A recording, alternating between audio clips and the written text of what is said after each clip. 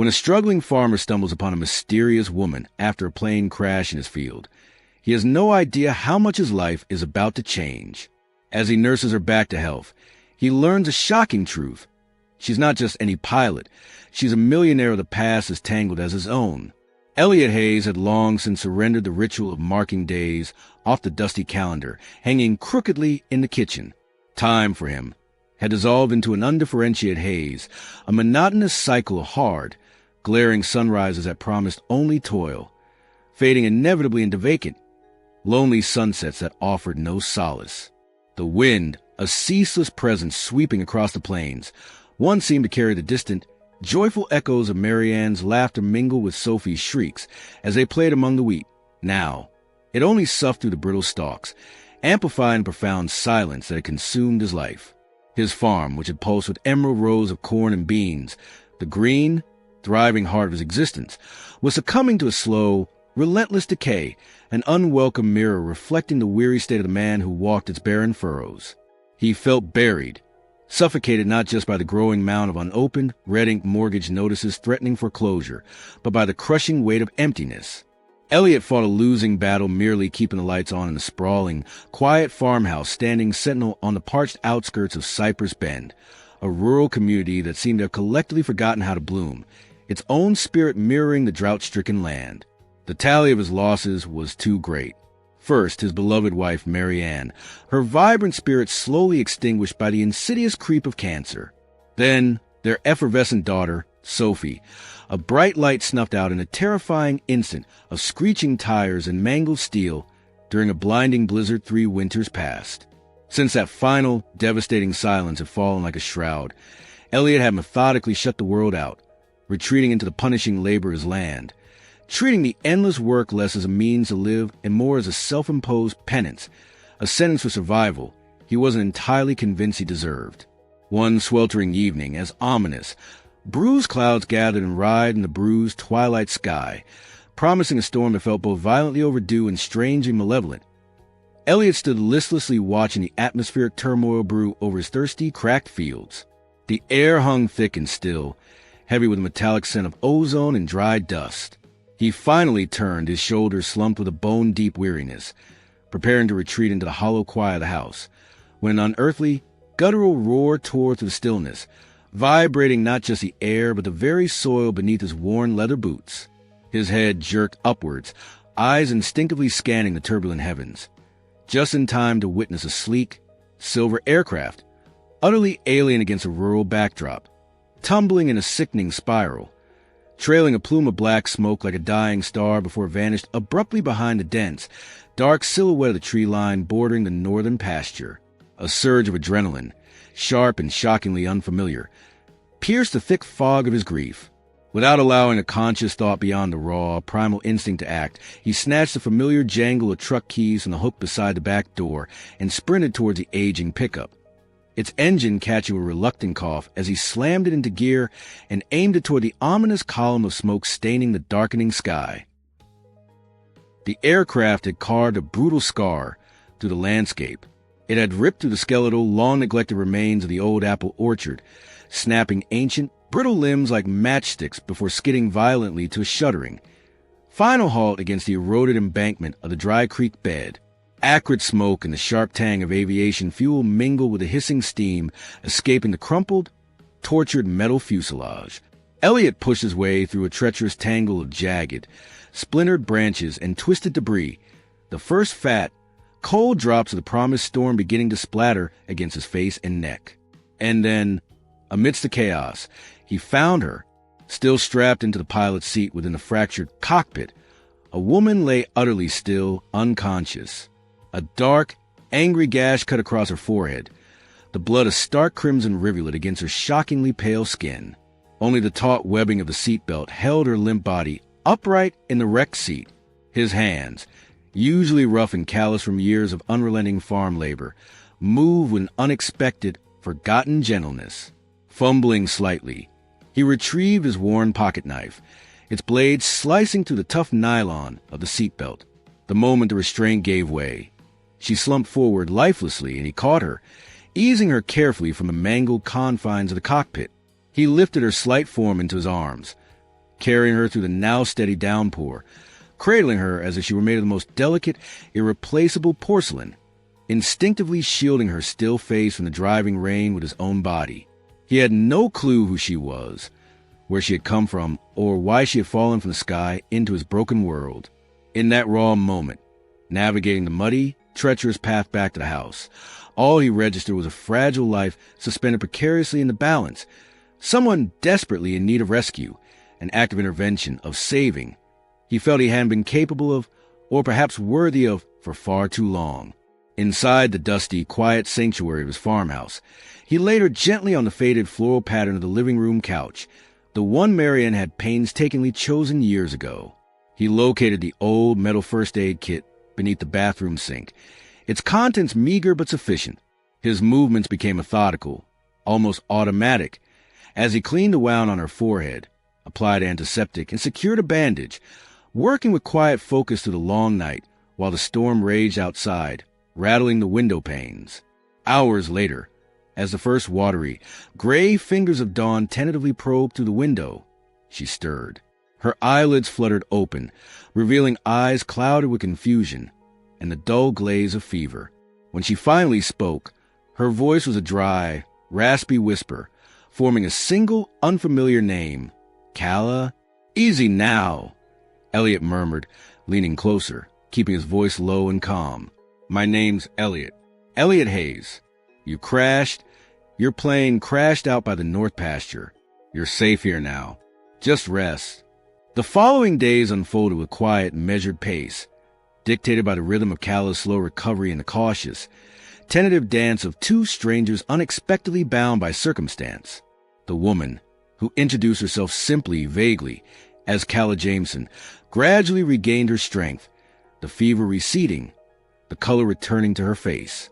Yet, beneath the initial fragility and disorientation, Elliot quickly discerned a sharp, analytical mind, a fierce intelligence that seemed incongruous with her current state.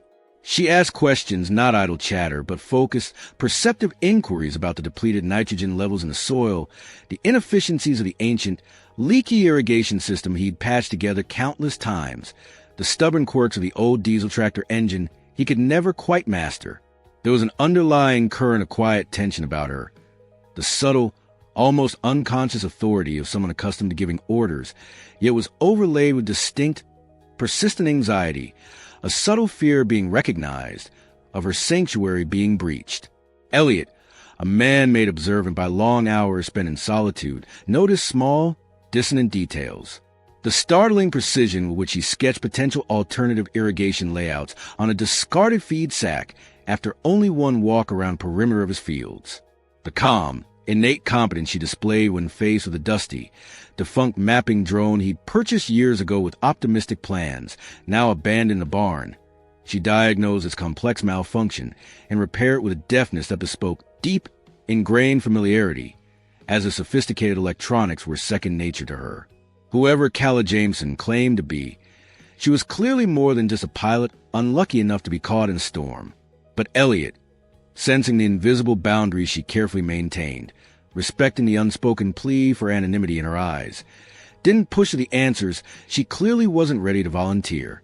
Instead, an unlikely, unspoken partnership formed.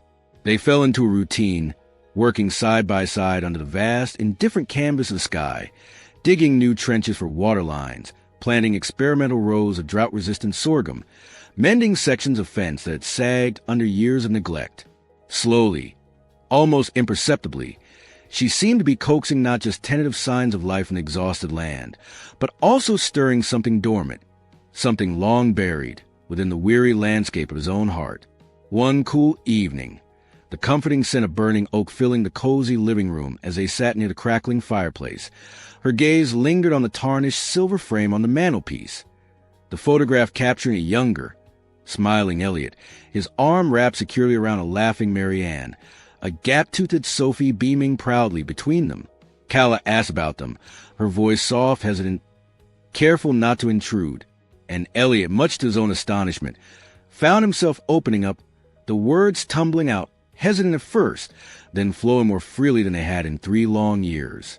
He spoke of Marianne's infectious, bubbling laugh, the way she could find joy even in the mud and muck of planting season. He described the sound of Sophie's determined, often discordant, piano practice echoing to the farmhouse walls, the deafening, soul-crushing silence that had descended after the funerals, a silence that still lingered in the corners of the house. Calla didn't offer the easy, meaningless platitudes of pity he'd grown accustomed to, the awkward condolences that always fell hollow.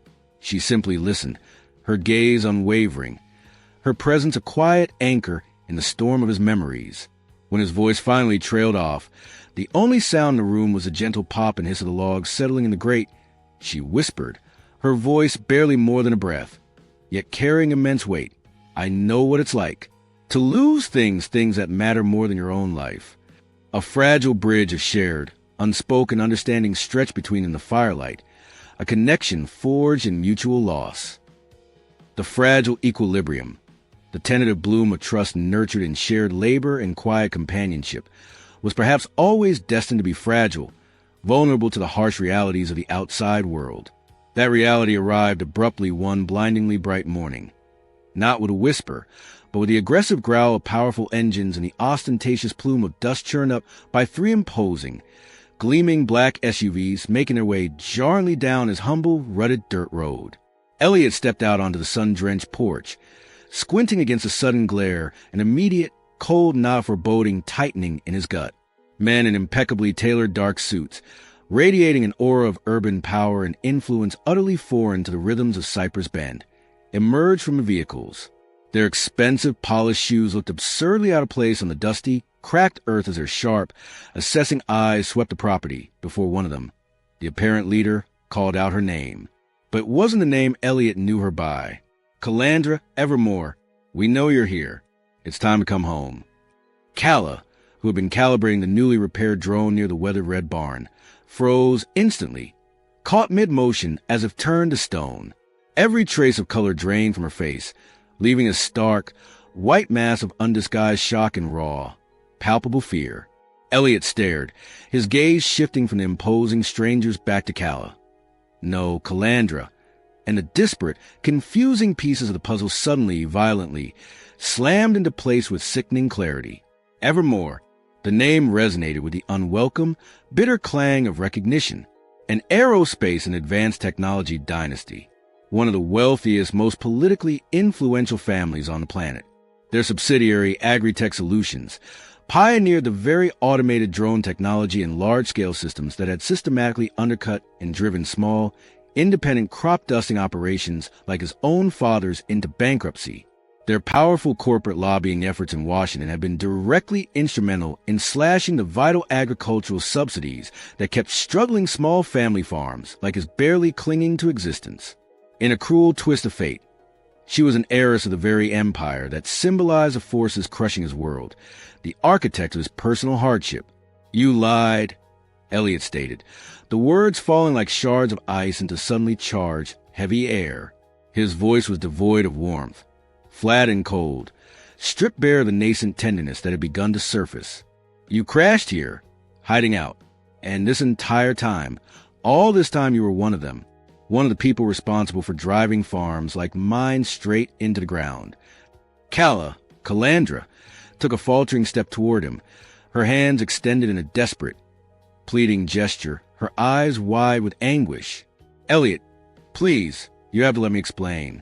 I left them. I walked away from that life, from the money, the name, all of it. I just wanted to fly, to be anonymous, to find something real on my own terms, far away from the corporate machine they built. I swear to you, Elliot, I didn't fully understand. I didn't grasp the real-world consequences, what their relentless expansion was doing to farms like yours, to families like yours. Not until I was here, not until I saw this place, not until I met you. I saw the struggle, the beauty, the potential. I couldn't just walk away then." Her words, though sounding desperate and achingly sincere, seemed to rebound off the impenetrable wall of betrayal that had instantly solidified within him. In that moment, he couldn't see the woman who had worked tirelessly beside him in the fields, the woman who had listened patiently to his grief. He saw only the scion of a powerful dynasty, the embodiment of the impersonal forces that had ravaged his life and his land. Without uttering another word, Elliot turned his back. On her, on the impassive men in suits waiting beside their idling vehicles, on the vast, unbridgeable chasm that had just ripped open between them. He walked away, retreating into the familiar, suffocating silence of his empty house. The months that followed crawled by with agonizing slowness. The skies eventually cleared, washing the dust in the air and bringing much-needed rain that greened the pastures. But Elliot's heart remained stubbornly overcast, heavy with persistent, dull ache of resentment and the bitter aftertaste of deception. He retreated into the familiar solace of hard labor, throwing himself back into the demanding, mind-numbing rhythm of farm work, attempting to bury his confusion and profound sense of hurt beneath layers of physical exhaustion. The fragile green shoots Calla had helped him plant, symbols of a tentative shared hope, withered under his unintentional neglect. He found he couldn't bring himself to tend what now felt irrevocably tainted by her hidden identity, her live omission. He worked mechanically, driven by sheer habit, rebuilding the sections of fence they had painstakingly fixed together, his calloused hands tracing the same weatherwood her hands had touched, the memory of fresh, sharp sting each time. Then one blustery afternoon, seeking refuge from a sudden, unexpected downpour beneath the wide, creaking shelter of the porch swing where they had sometimes sat together in the quiet companionship of twilight, his hand brushed against something soft wedged deep within the faded cushions. He pulled it out, a worn, supple leather-bound journal. Calla's, evidently forgotten in the haste and turmoil of her abrupt departure. Hesitantly at first, feeling like an intruder violating a private space, then with a growing, undeniable absorption, Elliot began to read. The pages weren't filled with the justifications he might have expected, nor with tales of opulent living or corporate intrigue. Instead, Calla's neat, precise handwriting detailed insightful observations about soil health regeneration, innovative water conservation techniques gleaned from arid climates, and intricate sketches of small-scale wind turbines and solar arrays adapted for farm use. Her words spoke not of escaping her past, but of engaging with the present, of a deep-seated desire for healing, not just for the depleted land before her, but perhaps, he sensed, for the fractured parts of herself as well. Tucked deep within the latter half of the journal, he found it, a meticulously drafted, comprehensive plan, complete with detailed sketches, projected cost analyses, and potential funding sources. It wasn't merely a plan to salvage his failing farm.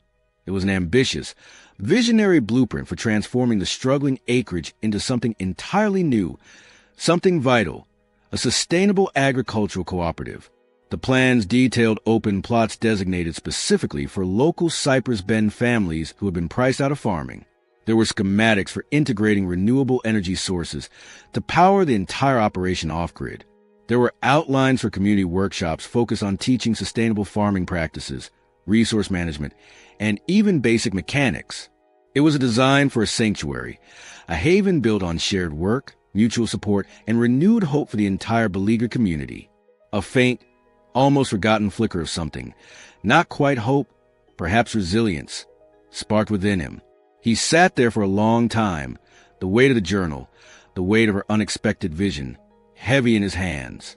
This wasn't the calculated proposal of a detached corporate heiress looking for a philanthropic diversion or a tax write-off.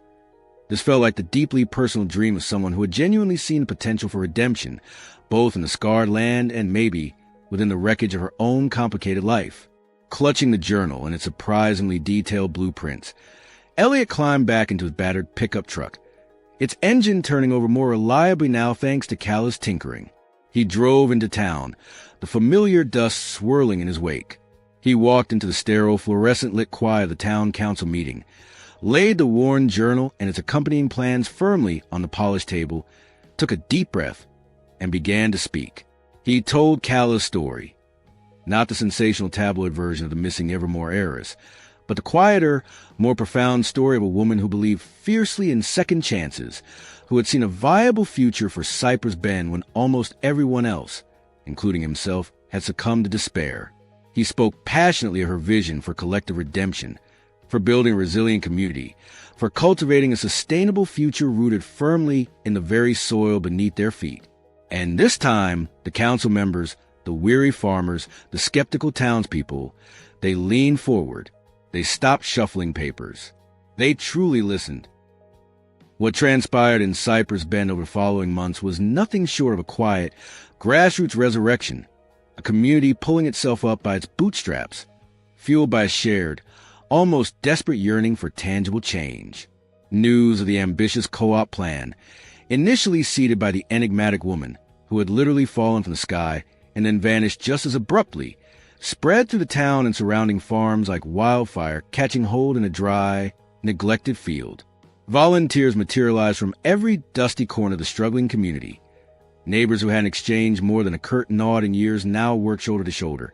Young families desperate for a local livelihood and a reason to stay pitched in with tireless energy. Retired farmers whose weathered hands still held the muscle memory of fertile earth offered their invaluable experience. They arrived with battered, borrowed tools, pooled meager resources, shared long-forgotten knowledge, and worked with fierce, unified determination Elliot hadn't witnessed in decades. Fallow land, long surrendered to invasive weeds and quiet despair, was painstakingly tilled, irrigated using Cala's innovative designs, and transformed into vibrant, thriving community garden plots bursting with rows of tomatoes, beans, squash, and corn. The dilapidated old barn, its roof line sagging precariously and its paint peeling like sunburnt skin, underwent a miraculous transformation. Repaired, reinforced, and creatively repurposed into a bustling hub serving as a makeshift schoolhouse for local children, a community center for meetings and potlucks, and a workshop space, echoing once again with the sounds of life and purpose. Children, whose parents had previously spoken anxiously of needing to move away to find work, now ran laughing and chasing each other through fields where only tumbleweeds and dust devils had reigned supreme just months before. By collective agreement, they christened the revitalized space the Farm of Freedom, a name that resonated profoundly within a community that had long felt economically trapped and starved of hope. For the first time in what felt like a generation, the people of Cypress Bend felt a powerful sense of agency, a feeling that they were actively shaping their own destiny, cultivating not just sustainable crops, but also a renewed sense of belonging, pride, and tangible possibility. Elliot, who had existed for years as a solitary, grieving ghost haunting the edges of his own dying fields, found himself unexpectedly at the vibrant epicenter of this whirlwind of collaborative activity. He worked alongside his neighbors, readily sharing the farming knowledge passed down through his family, while humbly learning new sustainable techniques from others. Guided by the detailed framework laid out in Cala's journal, he found himself naturally stepping into a leadership role, coordinating efforts, solving problems, and discovering a profound sense of purpose that extended far beyond the boundaries of his own personal sorrow. A genuine, unforced smile began to touch his lips more frequently, chasing away the shadows that had lingered for so long in his eyes. And yet, even amidst the constant hum of construction, planting, and burgeoning community life, a quiet, persistent question echoed in the back of his mind, a gentle but constant wondering. Would she ever know the full extent of what her quiet vision had ignited? Would Calandra, ever return to witness the harvest she had sown? Precisely 1 year to the day after the sleek silver aircraft had plummeted from the storm-racked sky, scarring his land and irrevocably altering his life, the Farm of Freedom held its official grand reopening ceremony. It dawned as a perfect, crisp autumn day, the kind where the sky is an impossibly deep blue and the air holds a clean, earthy promise of the coming harvest. Families from all over Cypress Bend and the surrounding area gathered, spreading colorful picnic blankets across the newly established green lawns between the community plots. Local newspaper reporters and even a regional TV crew arrived, eager to capture the improbable, feel-good story of rural resilience and community-led revival. There was lively fiddle music drifting from the porch of the renovated barn, tables groaning under the weight of food grown directly from the co-op's plots, an almost tangible atmosphere of shared celebration, hard-won accomplishment, and genuine hope. Elliot stood near the simple, hastily built wooden stage, mentally rehearsing the few words of gratitude he planned to share, his heart feeling simultaneously full, and yet still carrying that faint, persistent ache of her conspicuous absence. Then, through the bustling crowd, he saw her, standing quietly near the periphery, almost deliberately blending into the background by the old oak tree line, was Cala. There was no security detail flanking her, no entourage signaling her arrival, no blinding spotlight seeking her out. It was just her, dressed simply and appropriately in well-worn jeans, sturdy work boots caked with familiar dust, and a wide-brimmed straw hat that cast her face into partial shadow. Her gaze wasn't on the stage or the reporters, but was fixed intently on the thriving, vibrant farm unfolding around her, taking the gardens, the repaired barn, the children playing. His heart gave a powerful, startled leap against his ribs. Murmuring an excuse to the town mayor beside him, he began to make his way through the cheerful, celebrating throng, his steps feeling both hesitant and irresistibly drawn forward by a force he couldn't deny. He stopped a respectful few feet away from her, the sounds of the celebration fading slightly into the background. "You came back," he said, the simple words feeling utterly inadequate to convey the complex maelstrom of emotions swirling inside him: relief, surprise, lingering hurt, and an undeniable surge of warmth. Calla turned fully towards him then, and a small, tentative, yet genuine smile touched her lips. Her eyes, when they met us across the short distance, glistened with a sheen of unshed tears, reflecting the bright afternoon sun. "I never really left, Elliot," she said softly, her voice carrying clearly despite the surrounding noise. She placed a hand gently, meaningfully, over her own heart. "Not from here. Not really. I was just waiting for the right season to finally come home." Later that evening, long after the last families had packed their picnic baskets and headed home, after the reporters had filed their stories in profound, contented quiet settled back over the transformed land like a comforting blanket, Elliot led Calla by the hand away from the main farmhouse. He guided her towards the base of the strong, resilient young oak tree they had planted together during those first uncertain, tentative days of her recovery, one of the few living things on the farm he hadn't allowed himself to neglect entirely during the difficult months after her departure. The moon hung high and luminous in the clear night sky, casting the orderly rows of sleeping crops and the newly painted barn in a soft, ethereal silver light. The air was cool and smelled sweetly of turned earth, drying hay, and a faint, lingering scent of wood smoke from a distant chimney, the perfume of possibility. There, beneath the protective, rustling branches of the steadily growing oak, a silent witness to their journey, Elliot gently released her hand and knelt down on one knee in the soft grass. He didn't produce a small velvet box containing a conventionally impressive, glittering diamond. Instead, he opened his own calloused, work-worn palm to reveal a small, unique ring he had spent weeks painstakingly carving himself. It was fashioned from a piece of beautifully grained, seasoned oak wood harvested sustainably from their own land, intricately inlaid with thin, gleaming band of polished silver, metal he had carefully salvaged and repurposed from the wreckage of her fallen aircraft. "It's not a diamond, Calla. Calandra," he began, his voice husky, thick with unspoken emotion, his gaze locked steadily on hers. "It's certainly not what you're used to. I know that. But it's real. It's solid. Made from this place, this land that brought us together. Solid like this farm is now. Like us, I hope we can be." Tears, no longer held back, tracked freely down Calla's cheeks, catching the silvery moonlight like tiny falling stars. She didn't hesitate for even a second. "Yes," she whispered, her voice choked with emotion but absolutely clear, unwavering. "Yes, Elliot. 1,000 times, yes." With a slightly trembling hand, he carefully slipped a unique, deeply symbolic ring onto her finger. It was a perfect fit.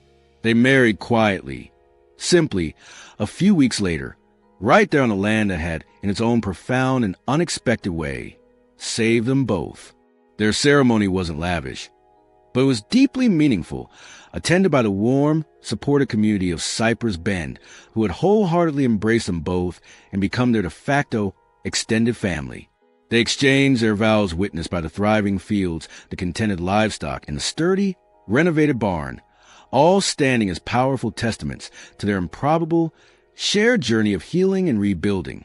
Together, Elliot and Calla now tilled not just the rich soil beneath their feet, but shared life, interwoven with mutual respect, hard-won purpose, and a love deeply rooted in the fertile ground of forgiveness and improbable second chances.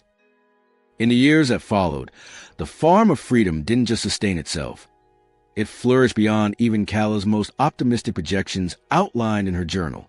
It became a celebrated, studied model for sustainable community agriculture and rural revitalization, Delegations from other struggling towns, agricultural students, and even government agencies began to visit, hoping to learn from and replicate its success. The principles of cooperation, resourcefulness, and sustainable practice nurtured in Cypress Bend began to take root in other neglected corners of the country, proving that resilience could indeed be cultivated. Children born into the cooperative environment grew up calling the vibrant farm home, their futures looking significantly brighter and more secure than their parents had dared to imagine just a few years prior. Farmers who had been marginalized, forgotten, or forced off their land by insurmountable economic pressures found not just employment within the co-op, but a renewed sense of belonging, dignity, and community purpose.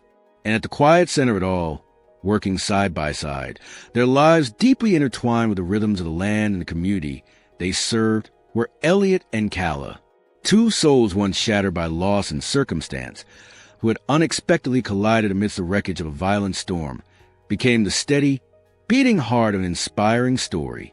Their journey and the thriving farm born from it stood as a powerful, living testament to one enduring and hopeful truth. Even in the aftermath of life's harshest, most devastating seasons, even rising from ashes in despair, grace, redemption, and love can, against all odds, find fertile ground, take tenacious root, and ultimately bloom. Thank you for sharing in Elliot and Calla's journey. If their story of resilience, community, and finding hope in unexpected places resonated with you, please subscribe for more stories like this one.